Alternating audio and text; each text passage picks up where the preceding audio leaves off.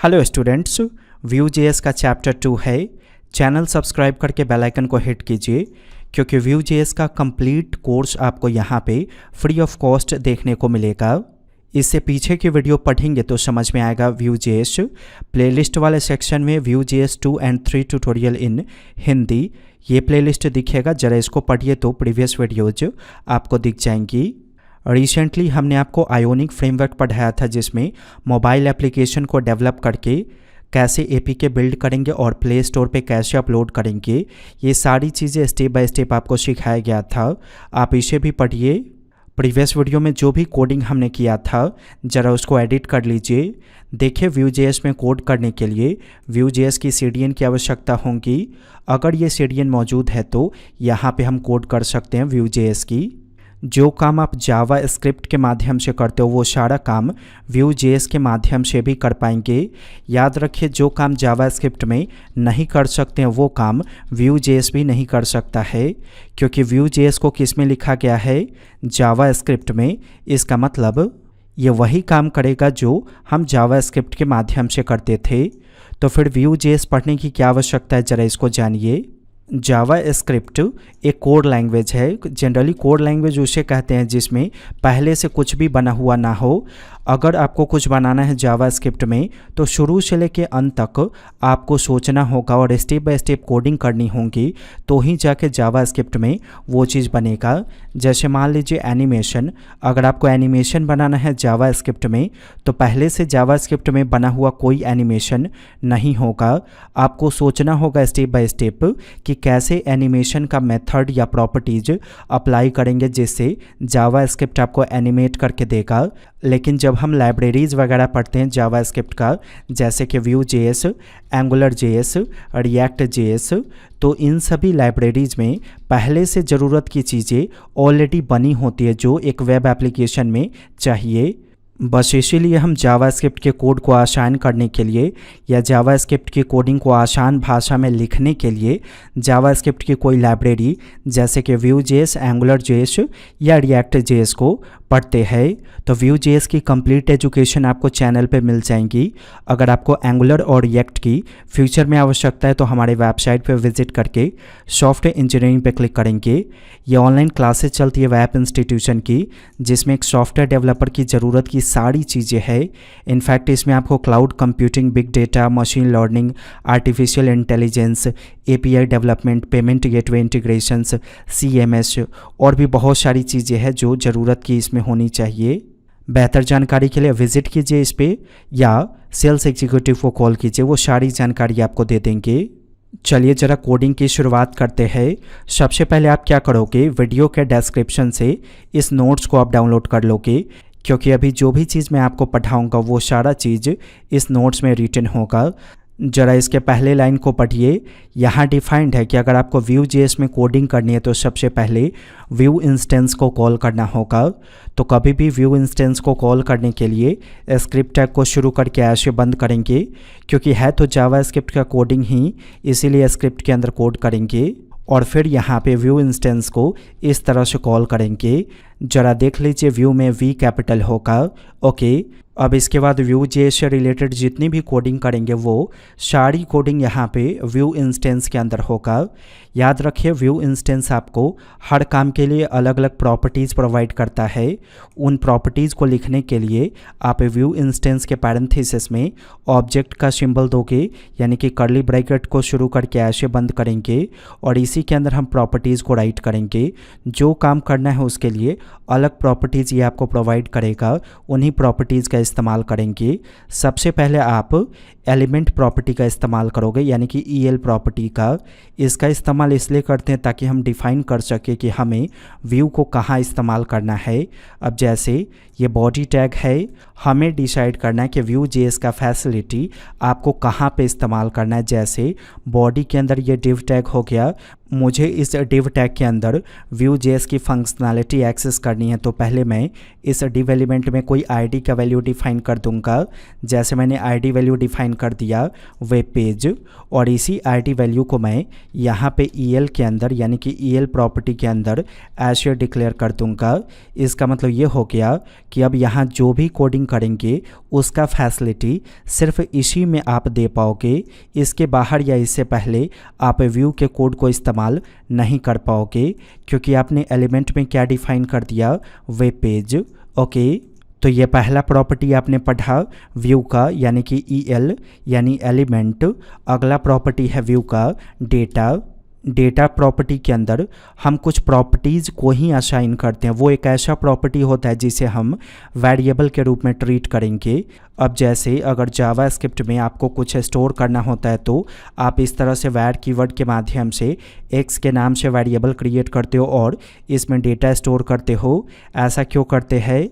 ताकि फ्यूचर में अगर ये सौरभ एक्सेस करना है तो डायरेक्टली हम x को एक्सेस करें, ये डेटा हमें मिल जाए। सेम उसी प्रकार से अगर कोई ऐसा डेटा आपको चाहिए जो फ्यूचर में या आपके पेज में कहीं पे भी इस्तेमाल होगा बार बार, तो वैसे डेटाओं का कलेक्शन हम डेटा प्रॉपर्टी के अंदर रखेंगे।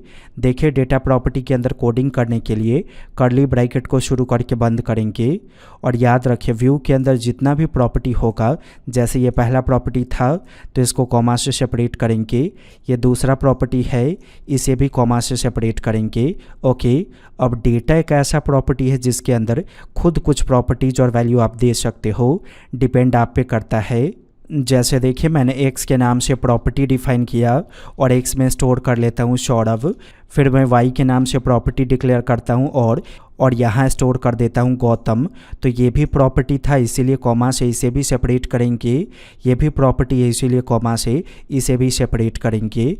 इनमें से कोई भी प्रॉपर्टी अगर आपको एक्सेस करना है तो आप कहाँ एक्सेस कर पाओगे? सिर्फ इसी div एलिमेंट में, क्योंकि इसी div एलिमेंट के बारे में आपने एलिमेंट वाले प्रॉपर्टी के अंदर डिक्लेयर किया। तो देखिए ज़रा, अगर किसी प्रॉपर्टी को एक्सेस करना है डेटा के अंदर से, जैसे कि x और y, तो यहाँ पे हम 2 बार कर्ली ब्रैकेट को शुरू करके बंद करेंगे और बीच में ऐसे राइट कर देंगे x। तो जो भी x में रिटर्न होगा वो यहाँ पे प्रेजेंट हो जाएगा। ज़रा इसको रन कीजिए इस प्रकार से, देखिए रिजल्ट आ गया। सेम उसी प्रकार से अगर आपको y की आवश्यकता है तो आप क्या करोगे? आप इस तरह से 2 बार कर्ली ब्रैकेट शुरू करके बंद करोगे और यहाँ y डिफाइन कर दोगे।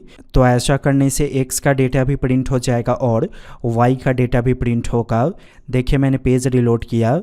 आप चाहो तो इसके साथ स्ट्रिंग भी इस्तेमाल कर सकते हो, ऐसे ही जैसे मैंने डिफाइन कर दिया माई नेम इज, इसके बाद x का डेटा प्रिंट हो जाएगा। और फिर यहाँ पे मैं डिफाइन कर देता हूँ माई ब्रदर्स नेम इज, फिर मैं स्पेस दे देता हूँ, तो यहाँ पे इसका डेटा प्रिंट हो जाएगा। ज़रा टेस्टिंग कीजिए, मैंने पेज रिलोड किया। यहाँ देखिए, ये डेटा प्रिंट हुआ और ये डेटा प्रिंट हुआ। मुझे ब्रेक करना है तो कैसे करेंगे? ईजिली आप HTML का इस्तेमाल कर सकते हो। इसके बीच में आप सिंपली ब्रेक टैग का इस्तेमाल यहाँ पे कर लो, तो ऑटोमेटिक ये प्रिंट होने के बाद जब ये प्रिंट होगा तो इसके पहले एक लाइन ब्रेक हो जाएगा। रन करके टेस्टिंग कीजिए, देखिए ब्रेक हो गया। अगर आपको इसको मार्कअप का रूप देना है यानी कि किसी टैग के अंदर बंद करना है, फिर भी आप ऐसे बंद कर सकते हो। जैसे देखिए, पहला डेटा मैंने H1 से बंद कर दिया, अब अगला डेटा मैं यहाँ पे H4 के माध्यम से बंद कर देता हूँ, तो ऑटोमेटिक H1 के रूप में ये डेकोरेट हो जाएगा और ये H4 के रूप में डेकोरेट हो जाएगा। टेस्टिंग कीजिए, देखिए कैसा दिखा। ज़रा इसके बाद एक इंटरेस्टिंग सा चीज़ देखिए, मैंने एंकर टैग को शुरू करके यहाँ पे बंद किया। मैं यहाँ डिफ़ाइन कर देता हूँ गूगल। ओके, यहाँ href के वैल्यू में ऐसे डिफ़ाइन कर देता हूँ हैश। इसको कॉपी करके ऐसे पेस्ट करता हूँ और यहाँ मैं डिफ़ाइन कर देता हूँ वेब इंस्टीट्यूट। मैं चाहता हूँ कि जब मैं इस पर क्लिक करूँ तो google.com खुले, इस पर क्लिक करूँ तो webinstitute.com खुले। तो बेसिक सा तरीका क्या है, आप यहाँ पे ऐसे डिफ़ाइन कर दोगे https google.com। ओके, और यहाँ आप क्या डिफ़ाइन करोगे https webinstitute.com। तो ऐसा करने से क्या होगा, वेब इंस्टीट्यूट पे क्लिक करेंगे तो ये खुलेगा, गूगल पे क्लिक करेंगे तो गूगल खुलेगा। लेकिन सपोज कीजिए ये डेटा मुझे मुझे डायनेमिकली चाहिए और ये भी डेटा मुझे डायनेमिकली चाहिए।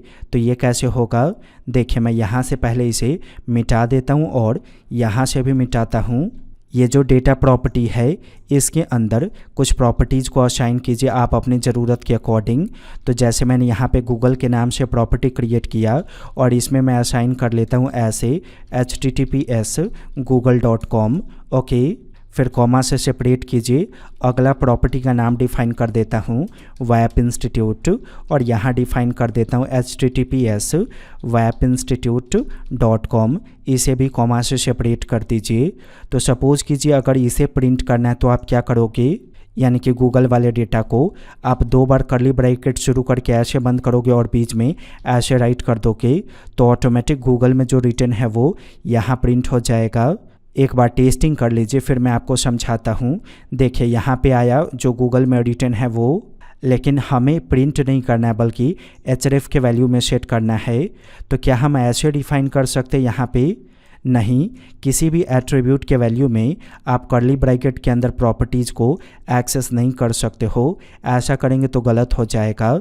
अगर किसी प्रॉपर्टी का वैल्यू आपको किसी एट्रीब्यूट में एक्सेस करना है तो डायरेक्ट आप प्रॉपर्टी का नाम ऐसे डिफाइन कर दो और याद रखिएगा ये जो एट्रीब्यूट होगा, यानी कि जिस एट्रीब्यूट के माध्यम से कोई प्रॉपर्टी एक्सेस करेंगे उस प्रॉपर्टी के पहले कॉलन का सिंबल दे देंगे तो ऑटोमेटिक आपका Vue.js समझ जाएगा कि यहाँ पे href का वैल्यू क्या बनना चाहिए।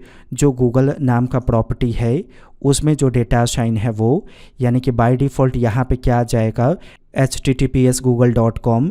सेम उसी प्रकार से अगर आपको वेब इंस्टीट्यूट प्रॉपर्टी का डेटा यहाँ चाहिए तो ऐसे ही राइट कर देंगे वेब इंस्टीट्यूट और href के ठीक पहले कॉलन का सिंबल ऐसे दे देंगे। ओके, ज़रा सही से टेस्टिंग करने के लिए यहाँ पे मैं ब्रेक दे देता हूँ ताकि गूगल आपको ऊपर दिखे और वेब इंस्टीट्यूट नीचे। मैंने पेज रिलोड किया, देखिए मैं गूगल पे क्लिक करता हूँ तो google.com ओपन हुआ। अगर मैं वेब इंस्टीट्यूट पे क्लिक करूँगा तो देखिए webinstitute.com ओपन हुआ। तो ये ध्यान रखना है जब भी एट्रीब्यूट में आपको किसी प्रॉपर्टी के डेटा को रीड करना होगा हम प्रॉपर्टी को ऐसे राइट कर देंगे एट्रीब्यूट के वैल्यू के रूप में और उस एट्रीब्यूट से ठीक पहले कॉलन का सिंबल दे देंगे। इसकी प्रैक्टिस कीजिए, पिछला वीडियो भी देखिए ताकि और ज़्यादा क्लियर हो जाए। वीडियो समझ में आया लाइक कीजिए, फ्रेंड्स में शेयर कीजिए, हमारी वेबसाइट पे विजिट कीजिए और हमारी सेल्स टीम को कॉल कीजिए। जो वेब इंस्टीट्यूशन की ऑनलाइन क्लासेस चलती है वो काफ़ी अफोर्डेबल है आपके लिए, आप इजीली मंथली फ़ी पे कर सकते हो उसमें, इसीलिए कॉल ज़रूर करेंगे। वेब इंस्टीट्यूट की वीडियो को देखने के लिए आपका बहुत बहुत धन्यवाद।